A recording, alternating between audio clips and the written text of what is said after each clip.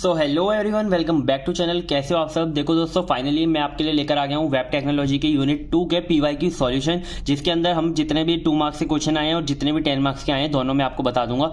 2022-23 के और 2021-22 के, ठीक है। दोनों क्वेश्चन जो कि 6 सेम में आए थे मैं आपको बता दूंगा। तो देखो हमारा ना इसमें टोटल 7 क्वेश्चन आए हुए हैं। 6 क्वेश्चन आए थे हमारे 10 मार्क्स के क्वेश्चन से, और जो 2 क्वेश्चन आए थे वो आए थे हमारे 2 मार्क्स वाले, ठीक है। सॉरी, एक क्वेश्चन आया था 2 मार्क्स वाला 2021-22 में, क्योंकि 2022-23 में सारे के सारे यूनिट 1 से आए थे, मैंने सारे कवर करा दिए हैं, ठीक है। तो सबसे पहले अगर हम देखें तो ये वाला जो है क्वेश्चन 1, ये describe the advantages of CSS, ठीक है। ये हमारा 2021-22 में आया था सिर्फ 2 नंबर में, ठीक है। CSS के एडवांटेजेस आप अपनी तरफ से भी लिख सकते हो। अगर आपको पता है CSS के बारे में तो आप आराम से, आपको पता होगा। देखो मेन काम क्या करता है ये, separation of content and design, ठीक है। जो हमारा कंटेंट है वो हमारा HTML में आ जाता है और जो डिजाइन है वो हमारा CSS में से जाता है। तो ये क्या करता है, सेपरेशन कर देता है कंटेंट और डिजाइन का, जिससे कि जो डेवलपर है वो अच्छे से काम कर पाए, ठीक है, उस पर। फिर आता है फ्लेक्सिबिलिटी एंड कंट्रोल। जैसे वो अलग अलग रहेगा ना तो उसके अंदर थोड़ा फ्लेक्सिबल रहेगा, ठीक है, चेंजेस करना, और कंट्रोल भी थोड़ा बढ़ा देता है, ठीक है, कि आप अलग से डिजाइन को कंट्रोल कर सकते हो, अलग से कंटेंट को कंट्रोल कर सकते हो। फिर हमारा रिस्पॉन्सिव डिजाइन। देखो CSS बहुत अच्छा, ये जो फीचर है ना CSS का है कि रिस्पॉन्सिव, हर डिवाइस में जो आपकी वेबसाइट है ना, वो अच्छे से दिखती है, मतलब है ना, जैसे फोन है तो वो अलग उसका साइज हो जाता है एलिमेंट्स का, और कोई अगर डेस्कटॉप है तो उसका अलग साइज हो जाता है। सो सेकंड क्वेश्चन है हमारा 10 मार्क्स का। ये अब हमारा 2022-23 के स्टार्ट हो गए। 10 मार्क्स के 3 क्वेश्चन करवाएंगे जो कि आए हुए हैं। Discuss the application of XML की एप्लीकेशन बतानी थी, और XSD और क्या बोलते हैं DTD को क्या करना था, कंपेयर करना था, ठीक है। सो दोनों इसमें XSD थोड़ा अच्छा होता है। सो इसमें XML की सबसे पहले, अगर हम XML की एप्लीकेशन देखने से पहले हम देखते हैं XML होता क्या है। तो XML क्या है, हमारा एक्सटेंसिबल मार्कअप लैंग्वेज है, ठीक है। ये एक्सटेंसिबल मार्कअप लैंग्वेज, जैसे कि हमारी HTML होती है ना, HTML के अंदर थोड़ी सी हमारे क्या होते हैं, लिमिटेशंस होती है, कि मतलब थोड़े से जो पहले से टैग बने हुए हैं वो सब हमें बनाने पड़ते हैं। लेकिन इसके अंदर क्या होता है, हम अपने आप भी टैग बना सकते हैं, और थोड़ा लिमिटेशन इसके अंदर कम होती है, ठीक है। Is a versatile markup language that facilitate the storage. इसके अंदर स्टोरेज सिस्टम होता है, ट्रांसमिशन सिस्टम होता है, मैनिपुलेशन ऑफ डेटा होता है, ठीक है। ये इसके क्या है, फीचर्स हैं। अगर फीचर्स ऑफ XML आ जाए तो आप इन तीनों को भी लिखकर आ सकते हो, ठीक है। अब ये देखो, इट्स सेल्फ डिस्क्रिप्टिव नेचर। इसका क्या होता है, सेल्फ डिस्क्रिप्टिव नेचर होता है, एंड प्लेटफॉर्म इंडिपेंडेंट, किसी भी प्लेटफॉर्म पे क्या चल सकती है, वो उसकी कैपेबिलिटी होती है। Make it suitable for wide range of application across various industry. एक तो सेल्फ डिस्क्रिप्टिव नेचर और प्लेटफॉर्म इंडिपेंडेंट कैपेबिलिटी, ये जो दोनों कैपेबिलिटीज है ये इसको बड़ी बड़ी एप्लीकेशन के लिए यूज करने के लिए काबिल बनाती है, मतलब है ना। तो ये था हमारा XML। अब XML के बाद हमसे क्या पूछा हुआ है, हमसे पूछा हुआ है एप्लीकेशन ऑफ XML, ठीक है। तो हमारी कुछ एप्लीकेशन है XML की। सबसे पहले हमारी डेटा स्टोरेज एंड रिट्रीवल। तो देखो यहाँ पे हमारा जो स्टोरेज वाला बताया था वही यहाँ पे क्लियर हो जाएगा, data storage and retrieval. So कैसे करते हैं, देखो configuration file, many software application use the XML file to store configuration setting. बहुत सारे ऐसे सॉफ्टवेयर एप्लीकेशन है जो कि XML फाइल को मतलब यूज करते हैं स्टोर करने के लिए, ठीक है, स्टोर करने के लिए उनकी जो सेटिंग्स वगैरह हैं, ठीक है। फिर XML is used for data transfer between databases, ठीक है। जो डेटाबेसेस के बीच में जो डेटा ट्रांसफर होता है उसके लिए भी हम XML को यूज करते हैं।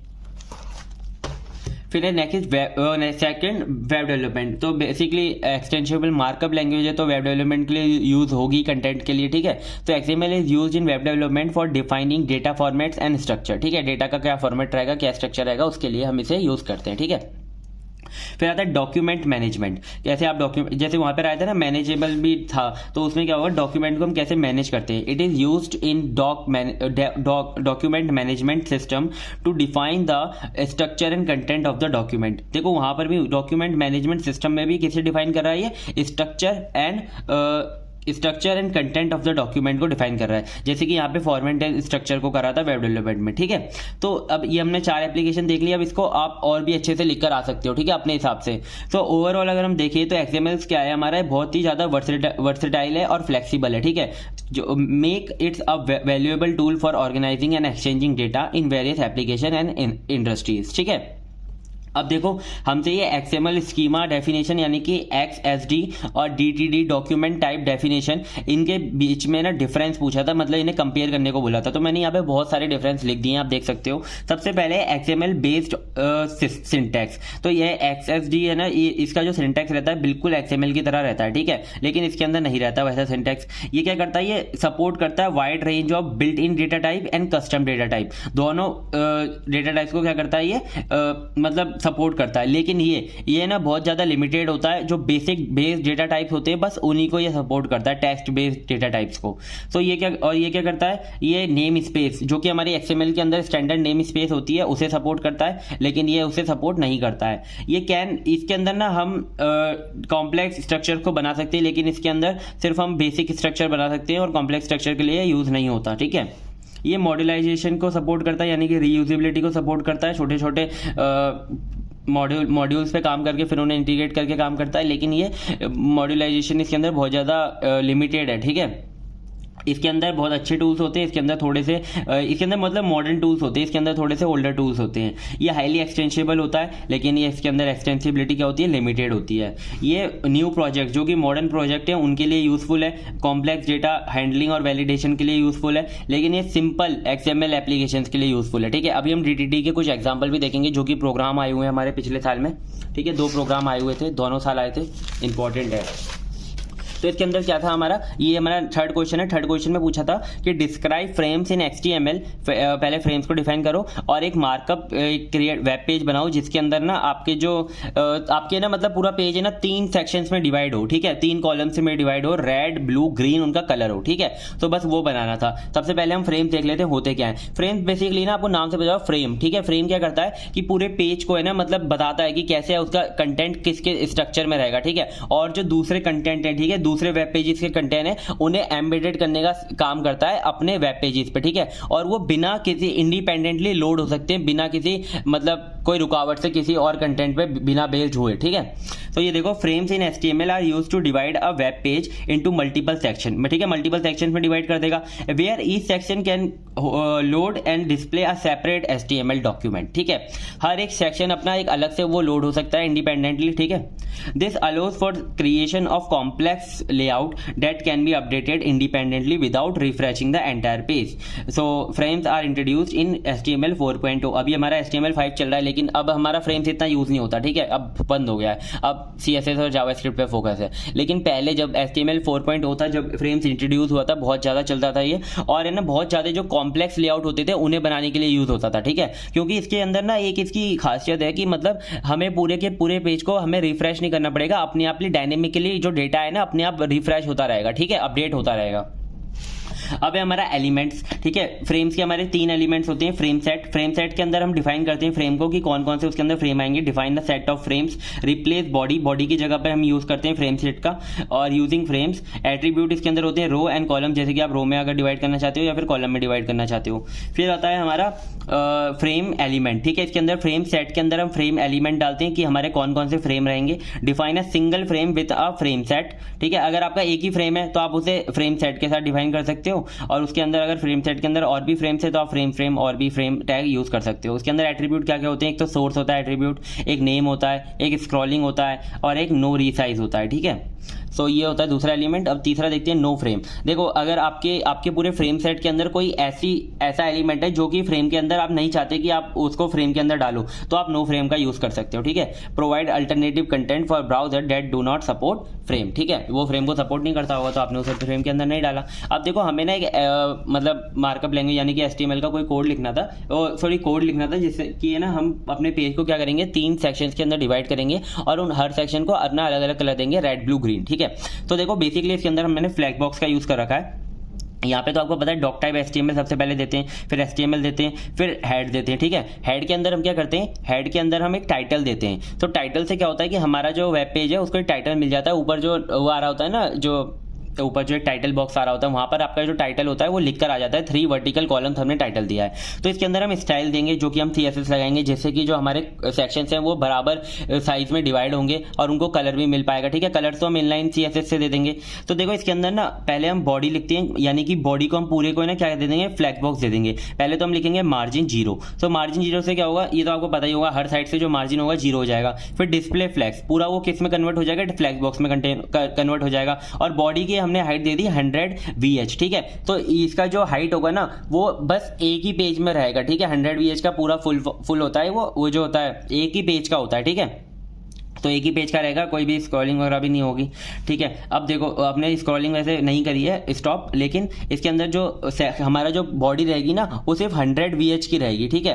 सो देखो फिर है हमारा डॉट कॉलम। सो कॉलम अभी मैं ना पहले ये बता देता हूँ बॉडी वाला, फिर आपको बताऊंगा कॉलम का, ठीक है। तो बॉडी के अंदर ना हम अगर हमें 3 सेक्शन बनाने तो हमने क्या किया, उसे डिव्स के अंदर डाल दिया, ठीक है। 3 डिव बना लिए, 1 2 3 डिव बना लिए। अब तीनों के तीनों डिव में ना हमने एक एक उन्हें क्लास दे दी, कॉलम कॉलम कॉलम, ठीक है। एक ही क्लास दे दी, कॉलम कॉलम कॉलम। तो आप क्या कर सकते हैं, हम इन्हें एक ही को अगर हम कॉलम क्लास को कोई भी प्रॉपर्टी देंगे तो तीनों डिव को लग जाएगी, ठीक है। फिर हमने इनको इनलाइन CSS दी, यानी कि स्टाइल टैग लगाया, स्टाइल एट्रीब्यूट लगाया और उसके अंदर हमने क्या प्रॉपर्टी दे दी, background colour red, background colour blue, background colour green, ठीक है। तीनों सेक्शंस को कलर मिल जाए। अब बस क्या करना है, इसे हाइट और वेट देना है, जिससे हाइट और वेट यानी कि मतलब कि वो कितना कितना उसे साइज रहेगा। जैसे कि पूरा पेज होता है ना, उसके अंदर एक सेक्शन हो गया हमारा रेड, एक हो गया ब्लू, एक हो गया ग्रीन, ठीक है। तो पहले कॉलम 1 को हमें ऐसे ऐसे डिफाइन करना पड़ेगा, वो अपने बराबर साइज में अलग हो जाए, ठीक है। तो मैंने आपको बताया था कि अगर हम कॉलम क्लास को कोई भी प्रॉपर्टी देंगे तो तीनों में आ जाएगी। तो हम यहाँ पे जो स्टाइल टैग हमने यूज किया है, इसमें CSS की जो प्रॉपर्टी देंगे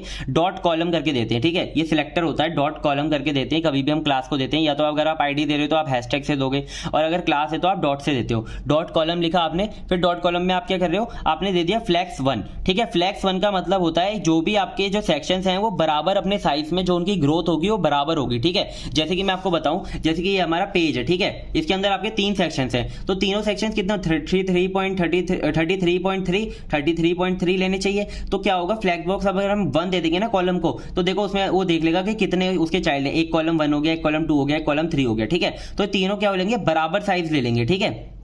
आपको कोई भी कैलकुलेशन नहीं करनी, आपको कोई भी कुछ नहीं लगाना, बस वो अपने आप साइज ले लेंगे, ठीक है, इससे 1 से। और डिस्प्ले फ्लैक्स कर दी, उनके अंदर जो मतलब डिस्प्ले फ्लैक्स अगर हम करना चाहें या फिर नहीं करना चाहें हमारी मर्जी है, ठीक है। डिस्प्ले फ्लैक्स बस इसके लिए करी थी कि अगर हम उसके अंदर, मैं ना सोच रहा था कि इसके अंदर कोई कंटेंट लिख दूं, ठीक है। तो इसके लिए मैंने डिस्प्ले फ्लैक्स की थी, जिससे कि मैं उस कंटेंट को सेंटर में ला सकता, ठीक है। तो ये हो गया, ये बराबर साइज में डिवाइड हो जाएगा।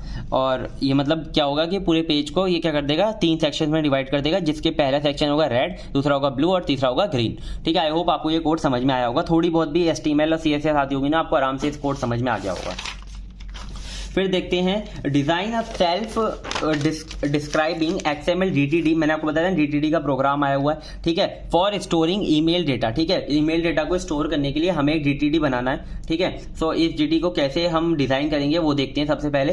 तो सबसे पहले ना हम जब भी ये डिफाइन करते हैं ना, तो कुछ इसकी प्रॉपर्टी देख लो कि मतलब जो हमारा डॉक टाइप होता है, पहले हम डॉक टाइप लिखते हैं। देखो अगर आपने ये पढ़ा नहीं DTD तो आपकी गलती है, बट मैं यहाँ पे ना आपको प्रोग्राम करके दिखा रहा हूँ, बिल्कुल बेसिक से नहीं बताऊंगा आपको, थोड़ा सा आपको पढ़ना पड़ेगा। अगर डॉक टाइप आपको रूट एलिमेंट लिखना पड़ता है, और अगर नहीं आता तो बस देख लो, बहुत ईजी है, अपने आप लिख दोगे, ठीक है। आप लिखोगे रूट एलिमेंट, ठीक है। यहाँ पे आपको रूट एलिमेंट लिखना होता है, और बस इसके अंदर ना थोड़ी सी हायरार्किकल वे है, ठीक है। इसको प्रोग्राम करने का थोड़ा सा हायरार्किकल वे है, ठीक है। अब देखो यहाँ पे हमने क्या लिखा, यहाँ पे एक आपको करना है एंगुलर ब्रैकेट लगाना है, फिर एंगुलर ब्रैकेट के बाद आपको लिखना है यहाँ पे एक्सक्लेमेशन मार्क और डॉक टाइप, जो जैसे कि हम HTML में भी बताते थे डॉक टाइप HTML है। जैसे यहाँ पर हमारा क्या है, ईमेल डेटा, ठीक है। यहाँ पे हम अपने आप रूट एलिमेंट को क्या करते हैं, डिफाइन करते हैं ईमेल डेटा, जिसका हमने नाम रखा है ईमेल डेटा, ठीक है। अब ईमेल डेटा है ना, उसको कहाँ से उसे डेटा मिलेगा, ठीक है। डेटा हमें स्टोर करना है, तो हमें कहीं से ईमेल डेटा हमें चाहिएगा। तो हमने यहाँ पे क्या करना है, यहाँ पे हमें एक स्क्वायर ब्रैकेट लगाना है और फिर से एक angular bracket exclamation mark element and email data. कहां से मिलेगा, हमें ईमेल स्टैरिक, ठीक है, ईमेल के अंदर से मिलेगा, ठीक है। अब ईमेल के अंदर से हमें क्या क्या मिलेगा, हमें यहाँ पे डिफाइन करना पड़ेगा, ठीक है। ये हमने लगा दिया, एक बार लिख कर देंगे, 2 बार लिख कर देखना, ठीक है, जब जाके कोड समझ आएगा, क्योंकि पिछली दोनों बार आया हुआ है तो इंपॉर्टेंट है। फिर हमारा ये एक्सक्लेमेशन एलिमेंट आ गया, फिर हमें कौन कौन से इंफॉर्मेशन चाहिए उसके अंदर से, ठीक है। तो हमें पहले एक सेंडर की ईमेल चाहिए होगी, रिसीवर की ईमेल चाहिए होगी, सब्जेक्ट चाहिए होगा और बॉडी चाहिए होगी, ठीक है। ईमेल आपने कभी किया हो तो उसके अंदर सब्जेक्ट और बॉडी मेन होते हैं, ठीक है।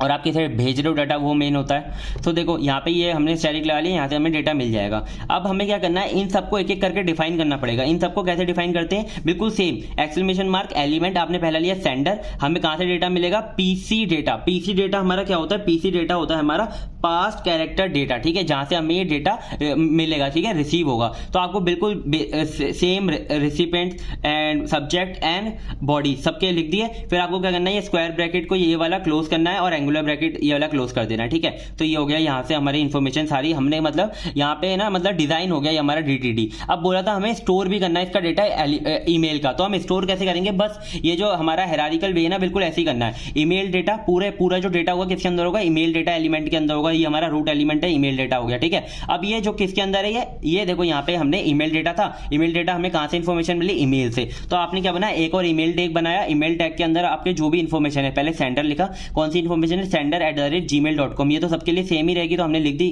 @gmail.com sender. फिर रिसीवर की भी रिसिपिएंट के नाम आ जाएगा यहाँ पे @gmail.com। फिर यहाँ पे सब्जेक्ट आएगा, कोई भी यहाँ पे सब्जेक्ट आ सकता है। फिर बॉडी आएगी, कोई भी यहाँ पे बॉडी आ सकती है, ठीक है। तो ये हमने डीटीडी डिजाइन कर लिया स्टोर करने के लिए ईमेल डेटा को, ठीक है। तो मैंने यहाँ पे भी कुछ इन्फॉर्मेशन लिख रखी है, जैसे कि सबसे पहले आपको रूट एलिमेंट डॉक टाइप के साथ डिफाइन करना पड़ता है। फिर जो चाइल्ड इनसाइड होते हैं, जो हमारे ईमेल एस्टिक लगाया हमने इसके लिए लगाया क्योंकि उसके अंदर के जो चाइल्ड है हमें वहां से इन्फॉर्मेशन मिलेगी। फॉर पीसी डेटा, इसको क्या बोलते हैं, पास्ट कैरेक्टर डेटा बोलते हैं, ठीक है। ये बस इतने से का कोड का ही हमें पूरे 10 मार्क्स मिल रहे थे, ठीक है। यहाँ पे अब हमें एक्सएमएल को बस डिजाइन करना था, ठीक है। यहाँ पे हमें कुछ इन्फॉर्मेशन दी हुई है जो लेनी है हमें मतलब बेसिकली वेदर रिपोर्ट तैयार करनी है, ठीक है। इसके अंदर कोई भी डेटा स्टोर नहीं करना, बस तैयार करनी है वेदर रिपोर्ट। उसके लिए हमें डीटीडी को क्या करना है, डिजाइन करना है। तो क्या क्या उसके अंदर इन्फॉर्मेशन चाहिए, डेटा, लोकेशन, टेम्परेचर, जो कि टेम्परेचर की रेंज दी हुई है हमारी, है ना, रेंज भी है उसके अंदर, location, describe city and state and it's country, ठीक है। कंट्री कोड भी होना चाहिए उसका, एंड नॉट लेफ्ट ब्लैंक, ठीक है। टेम्परेचर की जो रेंज होगी वो हाई होगी, लो होगी, ठीक है, हाई या लो हो सकती है। और उसके साथ एक यूनिट भी होगी, ठीक है, या तो फ़ारेनहाइट होगी या सेल्सियस होगी, ठीक है। ये सारी इन्फॉर्मेशन है जो कि हमें बस डिजाइन करनी है। अभी बताओ, बहुत ईजी है, ठीक है। अब आप कोई भी डीटीडी डिजाइन कर लोगे अगर आपको सिंटैक्स समझ में आ गया, ठीक है। सबसे पहले क्या है, हमारा डॉक टाइप आपको देना है। फिर आपको यहाँ पे क्या देना है, रूट एलिमेंट, जो कि हमारा वेदर रिपोर्ट हमने रखा है। फिर आपको लगाना है कि स्क्वायर ब्रैकेट, और आपको ये इन्फॉर्मेशन कहाँ, ये मतलब इन्फॉर्मेशन आपको मिल जाएगी डायरेक्टली आपको ईमेल, जैसे वहां पे ईमेल पे जाना पड़ रहा था, यहाँ पे कहीं नहीं जाना, आपको वेदर रिपोर्ट और कौन कौन सी इन्फॉर्मेशन चाहिए, पहले चाहिए डेट, ठीक है। यहाँ पे देख लेना क्वेश्चन के अंदर कौन कौन सी चाहिए, डेट चाहिए, लोकेशन चाहिए, टेम्परेचर चाहिए और रेंज, ठीक है। टेम्परेचर रेंज, सॉरी, हमें मेन ये बोला था कि हमारा जो ये है date, location and temperature range चाहिए, ठीक है। फिर उसके अंदर था सब कुछ, तो हमें सबसे पहले ये तीनों ही चीज डिफाइन करनी है, date, location and temperature range, ठीक है। फिर उसके अंदर पहले डेट हमने लिख लिया, फिर लोकेशन लिख लिया। फिर उसके अंदर क्या पूछा था, लोकेशन के अंदर हमारा जो था सिटी और state and it's country code, ठीक है। 3 चीजें थी, सिटी हमने लिख लिया, स्टेट लिख लिया, और कंट्री कोड में क्या लिखा था, ये यूनिक होना चाहिए और नॉट लेफ्ट ब्लैंक, यानी कि ये बिल्कुल भी ब्लैंक नहीं रहना चाहिए, रिक्वायर्ड है, ठीक है। तो रिक्वायर्ड के लिए हम किसका यूज करते हैं, एट लिस्ट का यूज करते हैं, ठीक है। रिक्वायर्ड हो गया, फिक्स्ड हो गया, उनके लिए क्या यूज करते हैं, हम एट लिस्ट का यूज करते हैं। आपने यहाँ पे एलिमेंट की जगह पे एट लिस्ट लिखा, कंट्री कोड लिखा, और कहां से ये यहाँ पे मतलब रिक्वायर्ड है ये वाला डेटा, तो आपने क्या लिख दिया, #रिक्वायर्ड, ठीक है। फिर क्या हो गया, फिर अब टेम्परेचर रेंज देखेंगे। तो टेम्परेचर रेंज हमने लिख दिया, ये कौन कौन सी हो सकती है, हाई, लो एंड यूनिट, ठीक है। हाई लो तो वो हो गई उसकी जो हाई हो सकती है, लो हो सकती है, और यूनिट हमें मतलब कि या तो वो फ़ारेनहाइट होगी या तो सेल्सियस होगी। तो देखो हमने यहाँ पे लिख दिया क्या, टेम्परेचर रेंज। फिर टेम्परेचर रेंज कौन सी, हाई, लो एंड यूनिट, ठीक है। ये तीनों चीज चाहिए टेम्परेचर रेंज के अंदर, ठीक है। या तो वो हाई हो, लो हो, या कितनी हाई हो और कितनी लो हो, और उसकी यूनिट क्या है, ठीक है, सेल्सियस में और ये फ़ारेनहाइट में, ठीक है। तो ये हमारा क्या हो गया, डीटीडी इसका डिजाइन हो गया। तो एक बार और बता देता हूं, सबसे पहले है ना, हमें यहाँ पे बोला था कि हमें 3 चीजें चाहिए, डेटा, लोकेशन एंड टेम्परेचर, ठीक है। तो हमने लिख दिया डेटा, लोकेशन, ठीक है। और लोकेशन के अंदर क्या क्या चाहिए, सिटी चाहिए, स्टेट चाहिए और कंट्री चाहिए, ठीक है। तो मतलब बिल्कुल हायरार्किकली वे चल रहा है ना। पहले हमें देखो 3 चीजें चाहिए, डेटा, मैं यहाँ पे क्या लिख रहा हूँ, ठीक है। यहाँ पे हमें जैसे डेटा चाहिए था, ठीक है, और हमें क्या चाहिए थी, लोकेशन चाहिए थी, और हमें क्या चाहिए था, टेम्परेचर की रेंज चाहिए थी, ठीक है। तो अब जो लोकेशन थी वो भी 3 चीजों में डिवाइड हो गई कि हमें सिटी भी चाहिए और हमें स्टेट भी चाहिए और हमें कंट्री कोड भी चाहिए, फिर टेम्परेचर भी डिवाइड होगा। तो हमने पहले क्या किया, लोकेशन लिखने के बाद ही जो डिवाइड हुआ है उसे लिख लिया, ठीक है। सिटी लिख लिया, स्टेट लिख लिया एंड कंट्री कोड लिख लिया। कंट्री कोड ही बस थोड़ा सा डिफरेंट है, इसके अंदर एटलीस्ट का यूज करना है हमें और रिक्वायर्ड लिखना है, ठीक है। फिर टेम्परेचर लिख लिया। अब टेम्परेचर क्या क्या चाहिए, टेम्परेचर में high, low and high range, low range and unit, ठीक है। यूनिट कौन सी, फ़ारेनहाइट या फिर सेल्सियस। आई होप आपको ये समझ में आ गया होगा, ठीक है। नेक्स्ट क्वेश्चन आया हमारा, बहुत इजी क्वेश्चन था, बट थोड़ा सा ऐसा था कि ना यार अगर कोई मतलब डायरेक्टली ऐसे पढ़ेगा ना तो बोलेगा यार ये तो बहुत इजी है, कहीं ये और कुछ तो नहीं पूछा इसके अंदर, तो उसे समझ नहीं आता और वो छोड़ आता है, ठीक है ये क्वेश्चन। तो इसके अंदर बस हमें क्या करना था, एक CSS रूल लिखना था जिससे कि हमारा जो टेक्स्ट है वो 2 टाइम्स से लार्जर हो जाए। जो भी बेस फॉन्ट सेट है टेक्स्ट है हमारा, वो जो है क्या बोलते हैं सिस्टम का जो भी फॉन्ट साइज है उससे वो 2 टाइम्स लार्जर हो जाए, ठीक है। ऐसा हमें रूल लिखना था और मेंशन करना था उसे हम कैसे इंटीग्रेट कर सकते हैं वेब पेज के साथ उस CSS रूल को, ठीक है। सो देखो यहाँ पे हमें क्या है, to make all the text 2 times larger than the base font size of the system using CSS, ठीक है। तो हम किस का, एक तो हम रैम का यूज कर सकते हैं, ठीक है। अगर आप रूल ना लिखो तो आप डायरेक्टली रैम का भी यूज कर सकते हो। REM एक हमारी यूनिट होती है जिससे कि है ना आप मतलब उसे आप 2 REM लिख दोगे ना तो आपका जो बेस होगा ना, जो आपकी जो बेस क्लास होगी उससे वो 2 टाइम लार्जर हो जाएगा, ठीक है। लेकिन यहां पर हमें क्या बोला था कि आपको CSS रूल लिखना है, ठीक है। तो CSS रूल इसका क्या है, बस बॉडी और यहाँ पे जो CSS आपकी प्रॉपर्टी लिखते हो ना उसमें आपको लिखना है फॉन्ट साइज 200%, ठीक है। तो इससे क्या होगा, जो भी आपका सिस्टम का साइज होगा ना, फॉन्ट साइज होगा, उससे वो 2 टाइम्स लार्जर हो जाएगा, ठीक है। बस इतना सा था ये कोड, ठीक है। देख रहे हो इतना सही था यार। फिर इंटीग्रेट करना था इसे वेब पेजेस के साथ। कैसे करते हैं, देखो 2 हमारे पास चीजें होती हैं जिससे कि हम इंटीग्रेट कर सकते हैं। 2 टाइप्स होते हैं, मेथड्स होती हैं कि एक तो हम एक्सटर्नल शीट बनाएं, फिर उसे हम अपने जो HTML कोड है उसके साथ लिंक करा लें, ठीक है। और एक होता है एम्बेडेड सिस्टम, यानी कि स्टाइल टैग के अंदर लिख लें, ठीक है। तो create a separate CSS file जिसका नाम हम रखेंगे, कुछ भी रख सकते हैं, styles.css, एक्सटेंशन सबका CSS होगा, and include it your HTML file using the link tag inside the head section, ठीक है। तो देखो यहाँ पे ऐसे हेड सेक्शन होता है, उसके अंदर आपको लिंक टैग का यूज करना है और रिलेटिव ऐसे यहाँ पे देना है स्टाइल शीट, और आज HREF देना है आपको styles.css, ठीक है, जो भी आपका CSS का फाइल का नाम हो। और उस CSS फाइल के अंदर ये वाली जो वो है ना रूल, वो लिख देना, ठीक है। ये देखो हम in CSS file you will then place your CSS rule, हमने ये वाला रूल लिख दिया, ठीक है। और दूसरा टाइप होता है एम्बेडेड CSS कि आप स्टाइल टैग बनाओ और उसके अंदर लिख दो। तो देखो हमने डॉक टाइप HTML लिखा, उसके अंदर हेडर टैग है, हेडर जो सेक्शन है उसके अंदर आपने स्टाइल टैग को यूज कर लिया, स्टाइल टैग, उसके अंदर आपने जो ये वाला रूल था ना वो लिख दिया, ठीक है। बस बहुत ईजी है, यहाँ पर बॉडी आ गई और यहाँ पे HTML क्लोज हो गया। आई होप आपको यहाँ तक समझ में आया होगा सब कुछ। 6 क्वेश्चन हो गए हमारे।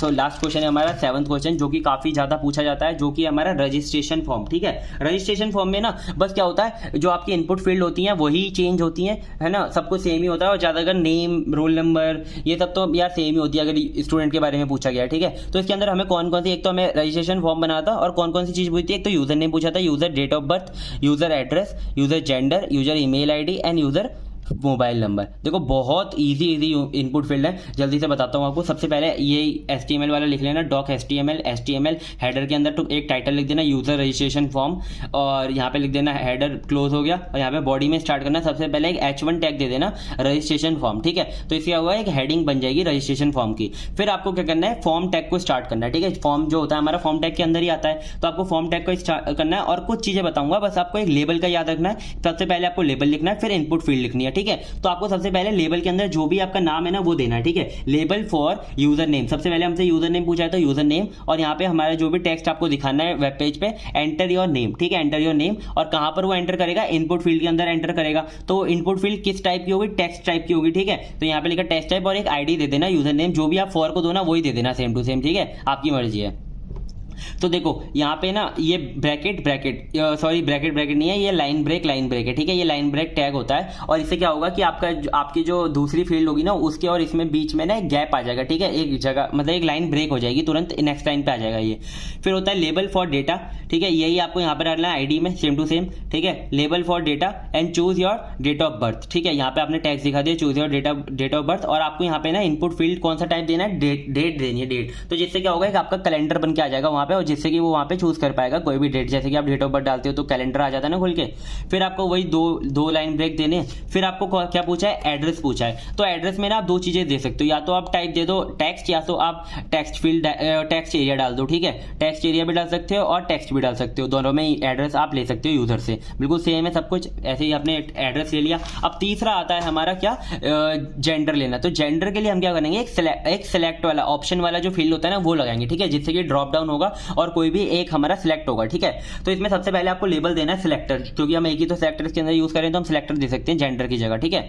चूज योर जेंडर, यहाँ पे आपने क्या लिख दिया, चूज योर जेंडर, ठीक है। अब आपने यहाँ पे ऊपर जो लिखकर आएगा क्या आएगा, चूज योर जेंडर आएगा। फिर वहाँ पे एक आएगा, यहाँ पे ड्रॉप डाउन वाली एक फील्ड आएगी, ठीक है। उसके अंदर आपको एक सिलेक्ट देना, नेम देना अपना जेंडर, और आईडी का सेम वही फॉर वाली सिलेक्टर देनी है। और ऑप्शन कौन कौन से रखने हैं, सबसे पहले आपको ऑप्शन रखना है नल, मतलब सिलेक्ट रखना है ऑप्शन, ठीक है। सबसे पहला वाला ऑप्शन जो क्या रखना है, सिलेक्ट। तो सिलेक्ट के अंदर क्या होगा, सिलेक्ट के अंदर कुछ भी नहीं होगा, बस सिलेक्ट लिखा हुआ आएगा, ठीक है। सो ये वाला यहाँ पे गलती से आ गया, ठीक है। सिलेक्ट वाले में कुछ भी नहीं आएगा, ठीक है। सो सिलेक्ट से क्या होगा कि आपको बस सिलेक्ट दिख रहा होगा, आप वहाँ पे क्लिक करोगे तो नीचे ड्रॉप डाउन आएगा जिसके अंदर मेल होगा, फीमेल होगा और अदर्स होगी, ठीक है। सो ऑप्शन में आपने वैल्यू देनी है मेल, फिर आपको मेल लिख देना है और यहाँ पे ऑप्शन क्लोज कर देना है। फिर आपने ऑप्शन में वैल्यू देनी है फीमेल, फिर आपको फीमेल लिखना है, फिर क्लोज कर देना है। ऐसे अदर्स का करना है, ठीक है। आप इसमें से कोई भी एक सिलेक्ट कर पाओगे। यहाँ पे सिलेक्ट हमारा बंद हो जाएगा। फिर आएगा हमारे 2 लाइन ब्रेक। फिर 2 लाइन ब्रेक के बाद क्या होगा, 2 लाइन ब्रेक के बाद आपका जो ईमेल पूछा था ना, बिल्कुल नेम की तरह यहाँ पर भी है ना, टेक्स्ट की तरह एक ईमेल फील्ड भी होती है। वैसे यहाँ पे टेक्स्ट ले रखा है, यहाँ पे आप ईमेल